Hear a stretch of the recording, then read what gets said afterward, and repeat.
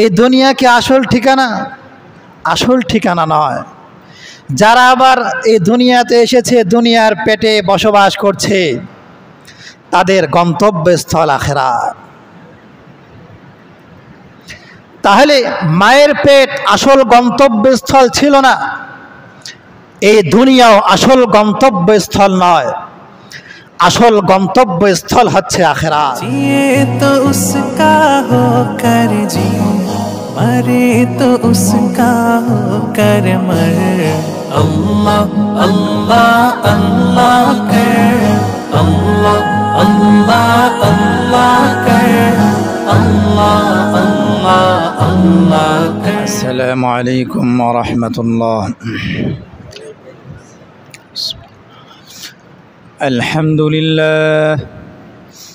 الحمد لله نحمده ونستعينه ونستغفره ونؤمن به ونتوكل عليه ونعوذ بالله من شرور أنفسنا ومن سيئات أعمالنا.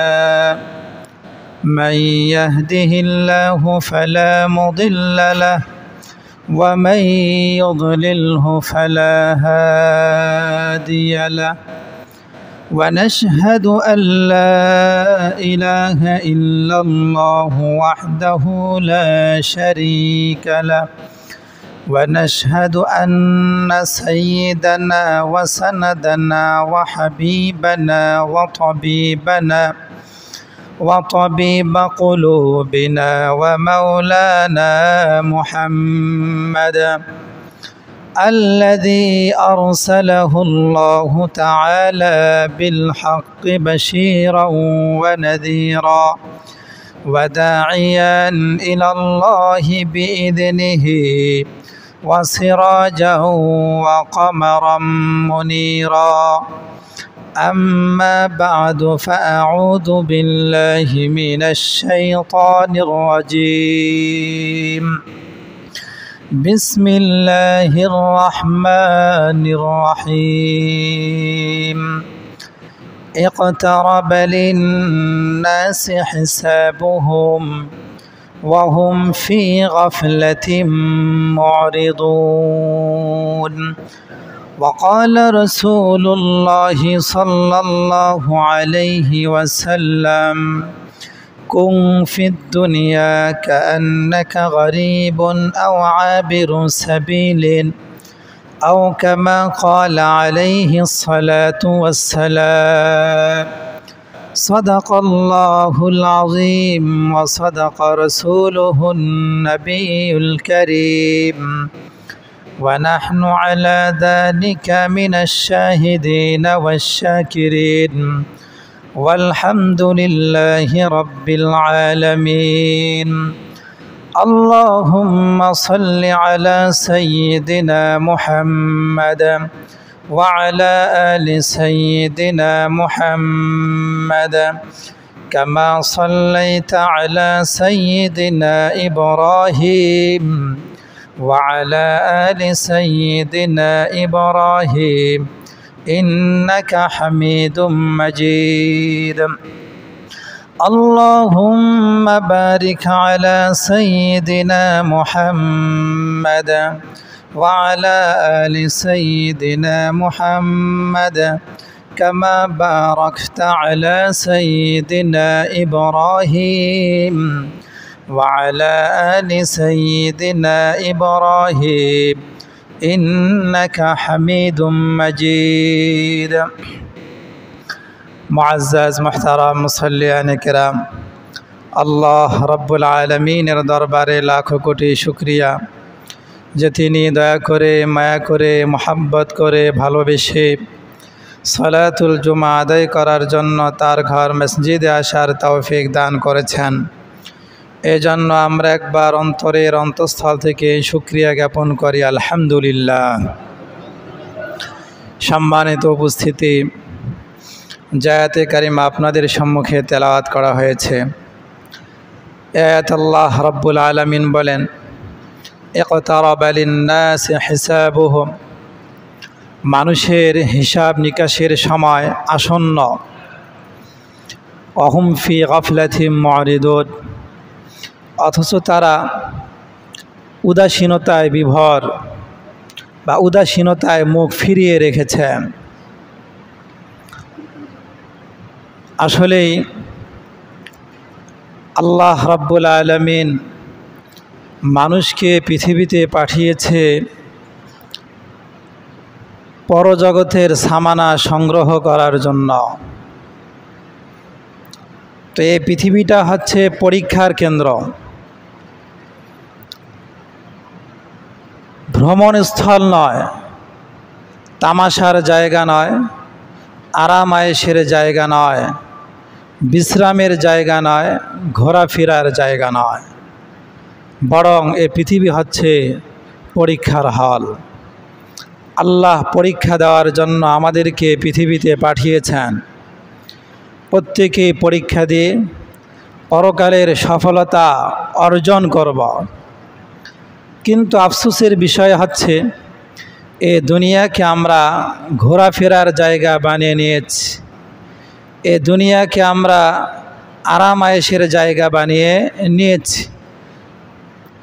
আখিরাতের কথা আমরা একেবারেই ভুলে গিয়েছি।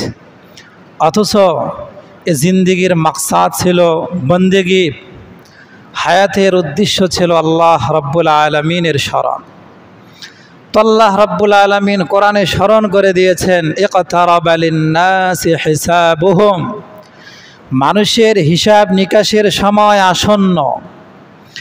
আমি যতই উদাসীন থাকি না কেন, যতই গাফেল থাকি না কেন, যতই আমি আল্লাহ বিমুখ হয়ে থাকি না কেন, সময় আসলে হায়াত ফুরিয়ে যাবে, এক সময় হিসাব নিকাশের মুখোমুখি আমাকে হতেই হবে।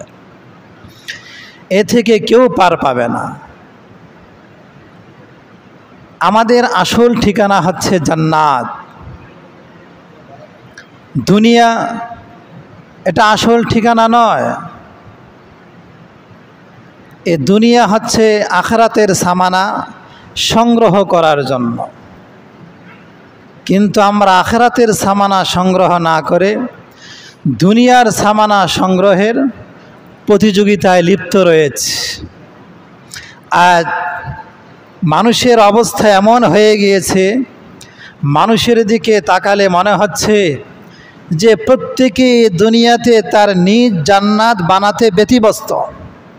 প্রত্যেকে চায় মনের মতো একটি বাড়ি বানাতে,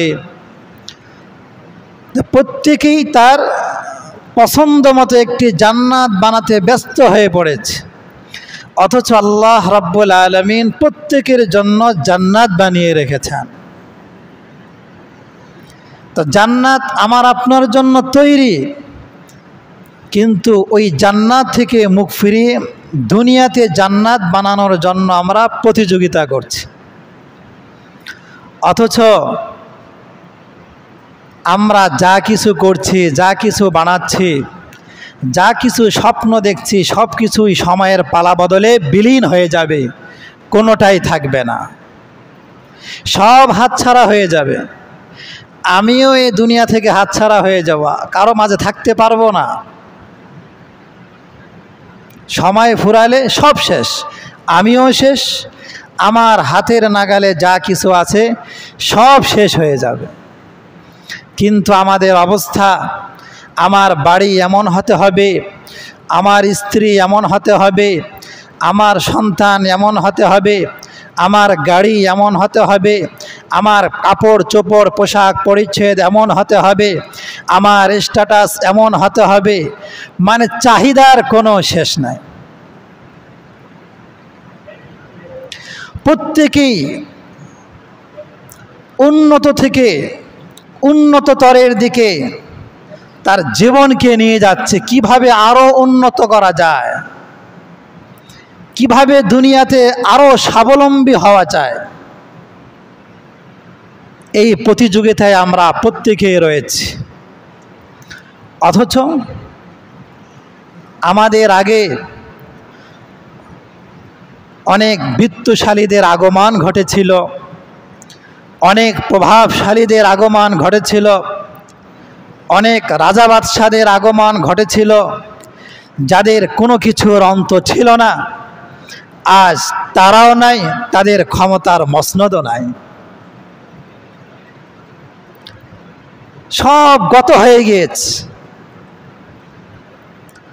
এরকম পৃথিবীতে কত প্রভাবশালী রাজা বাদশাহ ছিল, কত আয়েশি জিন্দিগি তাদের ছিল, নিজের মতো করে আকাশচুম্বী দালান কোঠা নির্মাণ করেছিল, নিজের মতো করে আরাম আয়েশের বন্দোবস্ত করেছিল, কিন্তু কোনো কিছু তাদেরকে রাখতে পেরেছে? পারে নাই। তার কারণ আসল কথা সে ভুলে গিয়েছিল। এই পৃথিবীতে আগত প্রত্যেকটা মানুষই হচ্ছে একজন মুসাফির, একজন পথিক। মুসাফির কোথাও গিয়ে কি স্থায়ীভাবে থাকতে পারে? আপনি বিদেশে পাড়ি জমাবেন, ভিসার মেয়াদ শেষ, ওই দেশে আর থাকতে পারবেন না, তো মুসাফির। আমরা প্রত্যেকেই মুসাফির, প্রত্যেকেই পথিক। আমরা এক সময় রুহের জগতে ছিলাম, এখনো যারা রুহের জগতে আছে তাদের গন্তব্যস্থল হবে মায়ের পেট। তা মায়ের পেট কি সন্তানের আসল ঠিকানা? আবার যেই সন্তান মায়ের পেটে এসেছে তার গন্তব্যস্থল এই দুনিয়া। এই দুনিয়া কি আসল ঠিকানা? আসল ঠিকানা নয়। যারা আবার এই দুনিয়াতে এসেছে, দুনিয়ার পেটে বসবাস করছে, তাদের গন্তব্যস্থল আখিরাত। তাহলে মায়ের পেট আসল গন্তব্যস্থল ছিল না, এই দুনিয়াও আসল গন্তব্যস্থল নয়। আসল গন্তব্যস্থল হচ্ছে আখিরাত। তাহলে এই দুনিয়াতে কেন আগমন ঘটল? এই দুনিয়া আগমনের মূল উদ্দেশ্য হচ্ছে আসল গন্তব্যস্থলের পূর্ণ প্রস্তুতি এখান থেকে গ্রহণ করা। তাহলে দুনিয়াটা হচ্ছে আসল গন্তব্যস্থলের পূর্ণ প্রস্তুতি এখান থেকে গ্রহণ করে এরপরে রওনা দেওয়া, আর আসল গন্তব্যস্থল হচ্ছে আখিরাত। কিন্তু আমরা আসল গন্তব্যস্থলে এসে রাস্তায়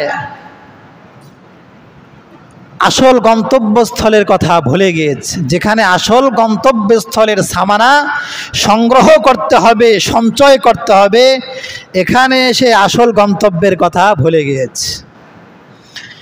এই জন্য আল্লাহ রাসূল সাল্লাল্লাহু আলাইহি সাল্লাম ইরশাদ করেন, কুন ফিদ দুনিয়া কাআন্নাকা গরীবুন আও আবিরু সাবিল। হে মুমিন, তুমি দুনিয়ায় এমন ভাবে বসবাস করো যেন একজন তুমি মুসাফির বা পথিক, এইভাবে বসবাস করো। এই কথাটা যদি তুমি ভুলে যাও যে তুমি মুসাফির পথিক, তাহলে কিন্তু তোমার গন্তব্য ভিন্ন হয়ে যাবে, তুমি গোমরা হয়ে যাবে। কারণ প্রত্যেক মুসাফির জানে আমার ভিসার মেয়াদ শেষ, তো এখানে আর থাকা যাবে না। এই জন্য যত কাজ করার, যা কিছু সংগ্রহ করার এই মেয়াদের মধ্যেই সংগ্রহ করতে হবে, এরপর আর থাকা যাবে না। কিন্তু কয়জন আছে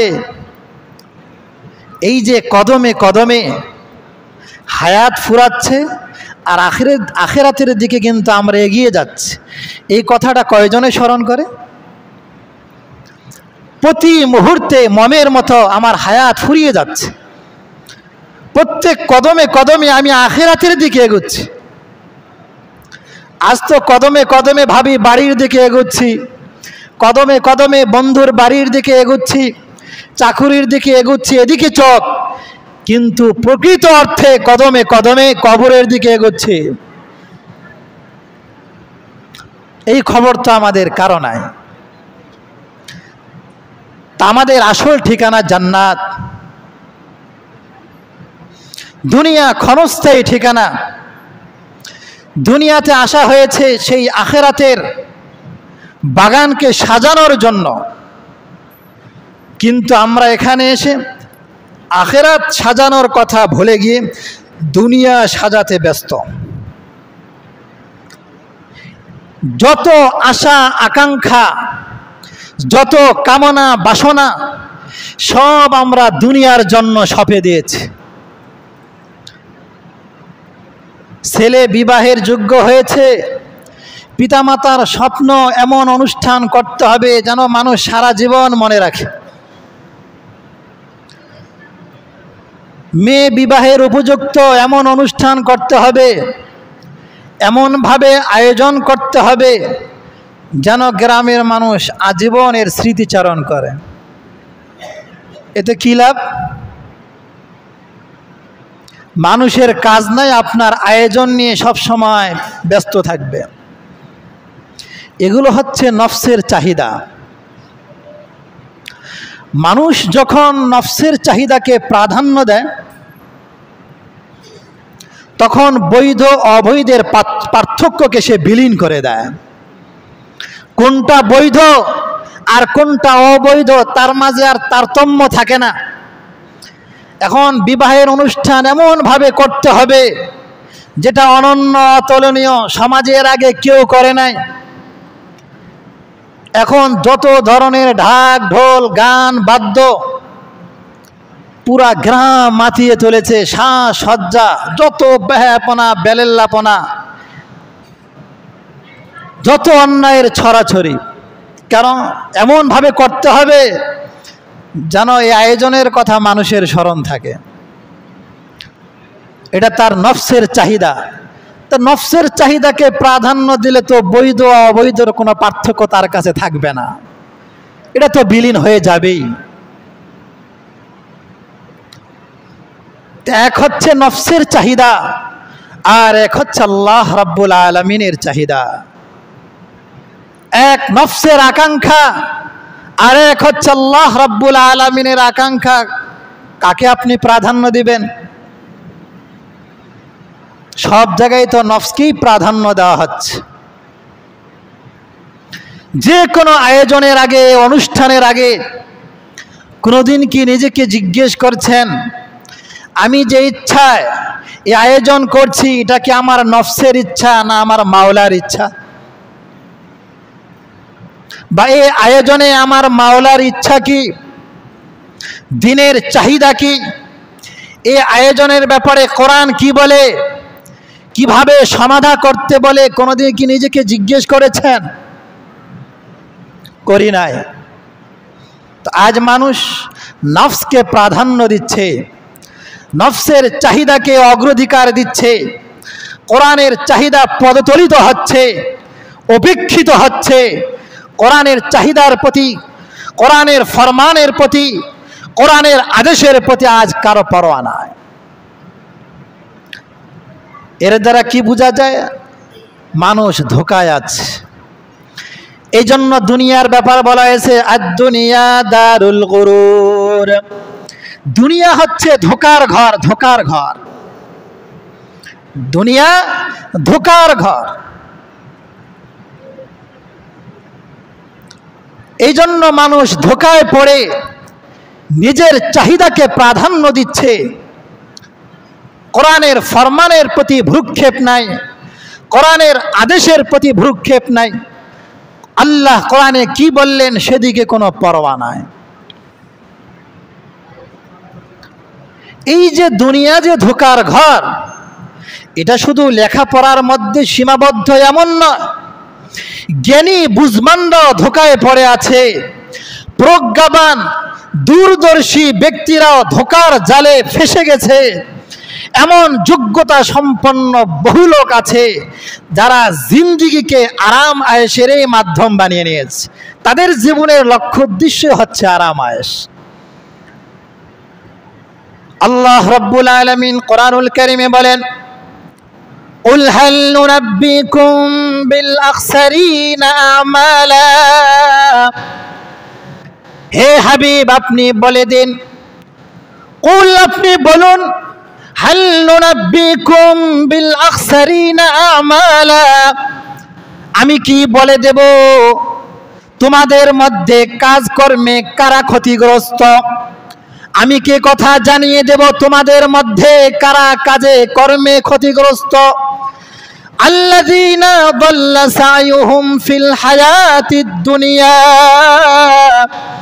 وهم يحسبون أنهم يحسنون صنعا যাদের চেষ্টা সাধনা দুনিয়ার জিন্দেগিতে পণ্ড হয়ে গিয়েছে আর তারা ভাবতেছে যে তারা ভালো কাজ করতেছে, তারাই হলো কাজকর্মে ক্ষতিগ্রস্ত।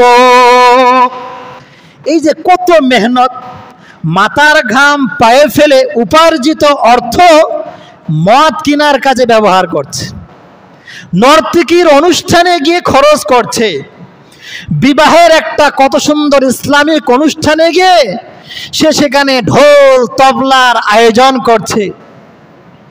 কত অর্থটা কি এমনি এমনি এসেছে না চেষ্টার মাধ্যমে এসেছে? চেষ্টার মাধ্যমেই অর্থ এসেছে। দল্লা সায়ুহুম ফিল হায়াতিদ দুনিয়া, এই দুনিয়ার জিন্দেগিতে তাদের এই চেষ্টাগুলো পণ্ড হয়ে যাচ্ছে, বিফলে যাচ্ছে। অর্থ উপার্জন করেছেন, ভালো কাজে ব্যয় করবেন। যাদের ভরণ পোষণ দেওয়া দরকার ভরণ পোষণে ব্যয় করবেন, দিনের কাজে ব্যয় করবেন, বৈধ কাজে ব্যবহার করবেন, হালাল কাজে ব্যয় করবেন। তা না করে অন্যায় কাজে আপনি ব্যবহার করছেন, গুনার কাজে খরচ করছেন। আবার এগুলো করতে গিয়ে কত চেষ্টা করতে হয়েছে, কত আয়োজন করতে হয়েছে, কত শ্রম দিতে আপনাকে হয়েছে। তো আল্লাহ বলে দল্লা সায়ুহুম ফিল হায়াতিদ দুনিয়া, এই দুনিয়ার জিন্দেগিতে এদের চেষ্টাগুলো পণ্ড হয়ে যাচ্ছে, বিফলে যাচ্ছে। ওয়ায়ুহসিনুনা ওয়ায়াহসাবুনা আন্নাহুম ইউহসিনুনা সুনা, আর তারা ভাবতেছে কত ভালো কাজ না তারা করতেছে। তা করছে অন্যায় আর ভাবছে ভালো কাজ করছে। এই জন্য আসল গন্তব্যস্থলের কথা ভোলা যাবে না, আসল গন্তব্যস্থলের কথা ভোলা যাবে না। আজ তো চোখ খোলা, অন্তর্চক্ষু অন্ধ হয়ে আছে। একজন বেনামাজিকে প্রশ্ন করেন যে ভাই কেমন আছেন, অকপটে উত্তর দেবে অনেক ভালো আছে। এর যদি অন্তর্চক্ষু খোলা থাকতো, চোখ দেওয়ার পানি পড়তো আর বলতো ভাই খুব খারাপ আছে। নাফরমান, নামাজ পড়ে না, আল্লাহকে ডাকে না, প্রতি মুহূর্তে অন্যায় কার্যকলাপে লিপ্ত, কদমে কদমে কবরের দিকে যাচ্ছে, প্রকারান্তরে জাহান্নামের দিকে যাচ্ছে, আর সে বলতেছে ভালো আছে। এটা কিভাবে বলে? কারণ অন্তর্চক্ষু অন্ধ হয়ে আছে। আল্লাহর রাগকে সে, আল্লাহর গুসাকে সে টেনে আনছে, আল্লাহর আযাবকে টেনে আনছে। প্রতি মুহূর্তে অন্যায় করছে, অবিচার করছে, জুলুম করছে। আর যদি জিজ্ঞেস করা কেমন আছেন, তো উত্তর দেয় ভালো আছে। কেন? আখিরাতের খবর তার নাই। সে যদি বুঝতো মুহূর্তে মুহূর্তে হায়াত ফুরিয়ে যাচ্ছে, সে যদি বুঝতো মুহূর্তে মুহূর্তে কদমে কদমে কবরের দিকে আমি এগুচ্ছি, তাহলে সে কথা বলতো না আমি ভালো আছি। আল্লাহওয়ালারা দিন রাত একাকার করে ইবাদত বন্দেগী করতেন, মৃত্যুর সঙ্গে যখন পাঞ্জা লড়ছেন তখনও চোখের পানি ঝরছে। আপনি কাঁদেন কেন? তো বলে গুনাহের ভয়ে কাঁদি, না জানি কোন গুনাহের কারণে, কোন অন্যায়ের কারণে আল্লাহ আমাকে পাকড়াও করে ফেলে। তা দিন রাত একাকার করে ইবাদত, এরপরও চোখের পানি, আল্লাহর সামনে আমি কোন মুখ নিয়ে দাঁড়াবো? আর নামাজ পড়ে না, রোজা রাখে না, কোরআন তেলাওয়াত করে না, জিকির আজকার করে না, দিনের কোনো কাজে তাকে পাওয়া যায় না। আর সে মুহূর্তে মুহূর্তে কবরের দিকে এগুচ্ছে, জাহান্নামের দিকে এগুচ্ছে, কিন্তু সে উত্তর দিচ্ছে আমি ভালো আছি। এটা কি উদাসীনতা নয়? এক মায়ের কন্যা সন্তান জন্ম নিয়েছে, সবে মাত্র কন্যা সন্তান জন্ম নিয়েছে, কোলের সন্তান, দোলনার সন্তান। আর মা এখন থেকে চিন্তা করছে আমার মেয়ে বড় হবে, বিবাহের উপযুক্ত হবে, শ্বশুর বাড়িতে পাঠাতে হবে, মেয়ের জন্য কত আয়োজনের দরকার। মেয়েকে যখন পরের বাড়িতে পাঠাবো বিশাল উপঢৌকন দিয়ে পাঠাতে হবে, নতুবা শ্বশুরালয়ে তার মূল্য থাকবে না, তার দাম থাকবে না। শিশু দোলনায়, আর এখন থেকে মা কি করে? চিন্তা করে। আরে তোমার সন্তান এখনো দোলনায়, তুমি তার ভবিষ্যৎ নিয়ে চিন্তা করো। অর্থ উপার্জন করতে হবে, ভালো ভালো দামি উপঢৌকন শ্বশুরালয়ে পাঠাতে হবে, নতুবা তুমি মূল্যায়িত হবে না। তোমার কাছে আমার প্রশ্ন, তোমাকে তো আল্লাহর সামনে দাঁড়াতে হবে। তোমার কন্যা সন্তান ভালো উপঢৌকন না নিয়ে গেলে, শ্বশুরালয়ে যদি শুধু মূল্যায়িত না হয়, তুমি যদি কাল কিয়ামতের ময়দানে নামাজের উপঢৌকন নিয়ে আল্লাহর সামনে যেতে না পারো, রোজা নামক আমলের উপঢৌকন নিয়ে আল্লাহর সামনে যেতে না পারো, তুমি যদি কোরআন তেলাওয়াতের উপঢৌকন নিয়ে আল্লাহর সাক্ষাতে যেতে না পারো, বলো তখন কি তুমি আল্লাহর সামনে মূল্যায়িত হবে? তুমি তোমার সন্তান নিয়ে চিন্তা করছো, তোমাকে নিয়ে তো চিন্তা করছো না। আগে তো নিজেকে নিয়ে চিন্তা করা দরকার ছিল। সন্তানের চিন্তা, সন্তানকে অমুক বানাতে হবে, অমুক ডিগ্রি অর্জন করাতে হবে, এই হবে সেই হবে, এই নিয়ে চিন্তা। তা তোমাকে যে আল্লাহর সামনে দাঁড়াতে হবে, তা আল্লাহর সামনে তুমি কি নিয়ে দাঁড়াবে? আল্লাহর সামনে তো নামাজ নিয়ে দাঁড়াতে হবে। আসসালাতু মিফতাহুল জান্নাহ, নামাজ জান্নাতের চাবি। আরে চাবি ছাড়া দুনিয়ার কোনো গেট খোলা যায় না, তাহলে জান্নাতের গেট কি চাবি ছাড়া খোলা যাবে? সে চাবি তো নামাজ, তা নামাজই তো পড়েন না, তাহলে জান্নাতে প্রবেশ করবেন কিভাবে? জান্নাতের গেট তো বন্ধ, চাবির তো বন্দোবস্ত করেন নাই দুনিয়াতে। এই খবর কি আছে যে আমি যে মারা যাব, জান্নাতের চাবি নিয়ে গেলাম না, তো জান্নাতের দরজা খুলবো কি দিয়ে? আউয়ালু মা ইউহাসাবু বিহিল আবদ ইয়াউমাল কিয়ামাতি আস-সালাহ। রাসূল বলেন কিয়ামতের দিন সর্বপ্রথম মানুষের হিসাব হবে নামাজ সম্পর্কে। তো সর্বপ্রথম হিসাবও নামাজ, আবার এই নামাজটাই জান্নাতের চাবি। তাহলে আপনি জান্নাতে যাবেন কিভাবে, প্রবেশ করবেন কিভাবে? এই জন্য নামাজ পড়িয়েন। আজ মা সন্তান নিয়ে চিন্তিত, বাবা সন্তান নিয়ে চিন্তিত, ওস্তাদ ছাত্র নিয়ে চিন্তিত, কিন্তু কেউ নিজেকে নিয়ে চিন্তিত না। আমার কি হবে? কোরআন কি বলে? ইয়া আইয়ুহাল্লাযীনা আমানু কু আনফুসাকুম, হে ঈমানদারেরা নিজেকে বাঁচাও, নিজেকে বাঁচাও। এক নম্বরে বলছে কু, বাঁচাও, আনফুসাকুম, নিজেকে। এরপরে বলেছে ওয়াহলিকুম নারা, এবং তোমার আহালকে বাঁচাও। তো নিজেকেও বাঁচাচ্ছি না, আহালকেও বাঁচাচ্ছি না। প্রত্যেকেই দুনিয়া নিয়ে ব্যতিব্যস্ত। সন্তান যেন বড় পিএইচডি ধারী হয়, দুনিয়াদার হয়, এই নিয়ে ব্যতিব্যস্ত। সন্তান যেন আল্লাহওয়ালা হয়, দিনদার হয়, পরহেজগার হয়, আমানতদার হয়, এই নিয়ে কারো চিন্তা নাই। না নিজেকে বাঁচাচ্ছি, না সন্তানকে বাঁচাচ্ছি। এই জন্যই কোরআন বলছে ইকতারাবা লিন-নাসি হিসাবুহুম, হিসাবের সময় অত্যাসন্ন। ওয়া হুম ফি গাফলাতিন মুরিদুন, অথচ মানুষ বিমুখ হয়ে আছে, উদাসীনতায় বিমুখ হয়ে আছে, ওর খবরে নাই। এই যে কবরে এক পা চলে গেছে তাও খবরে নাই। দেখেন না, বয়সের ভারে নুব্জ, এক পা কবরে চলে গেছে, এরপর আড্ডা দেয়, দোকানে বসে আড্ডা, গীবত, কত কিছু, অথচ বয়সের ভারে নুব্জ। কখন জানি চলে যায়। এক তো রোজ যে কোনো সময়ে যে বয়সেই চলে যেতে পারে, কিন্তু যে লোকটা বয়স 80 হয়ে গেছে, এর আর টাইম কতদিন আছে? অতটুকু নিজের বিবেককে সে জিজ্ঞাসা করে না। টিভির পর্দার সামনে খেলা দেখতেছে আর হাতে তালি দিতেছে। বুড়া কেন? ওই যে উদাসীন, দাড়ি পেকে গেছে, লাঠিতে ভর, এরপরও আল্লাহর কথা তার মনে পড়ে না। তো আল্লাহ বাস্তব কথাগুলো কোরআনে তুলে ধরেছেন। তাই আসুন, আসল গন্তব্যের কথা কেউ না ভুলে যায়, আসল ঠিকানার কথা না ভুলে যায়। প্রত্যেকেই কদমে কদমে কিন্তু কবরের দিকে এগুচ্ছে, আখিরাতের দিকে এগুচ্ছে।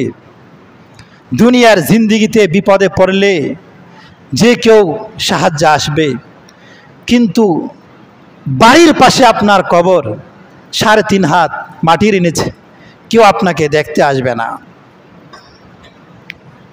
আপনার পাশ দিয়ে চলে যাবে মানুষ, এত গাফেল, কেউ তোমার জন্য একবার সূরা ফাতিহা পড়েও সব রেসানি করবে না, এমন অবস্থা। কত কবরের পাশ দিয়ে অতিক্রম আপনারা যান, নিজে বুকে হাত দিয়ে বলেন কয়বার এমন হয়েছে যে কবরের পাশ দিয়ে যায় আর সূরা ফাতিহা পড়ি? এমন আছে কেউ? হাজারে খুঁজে পাওয়া যাবে। তা মানুষ তো গাফেল, কবরের পাশে বসেই গান শুনতেছে, আর সেখানে ইসালে সব কিভাবে করবে? মানুষ এতটাই গাফেল। এই জন্য নিজের সামানা নিজেকেই সংগ্রহ করতে হবে। তাই আসুন, আমরা প্রত্যেকেই এখন থেকে প্রস্তুতি নেই, ইনশাআল্লাহ আখিরাতের সামানা সংগ্রহ করার জন্য পদক্ষেপ নিব তো ইনশাআল্লাহ। আল্লাহ রাব্বুল আলামিন আমাদেরকে কথাগুলো ভালোভাবে বোঝা উপলব্ধি করার তৌফিক দান করেন।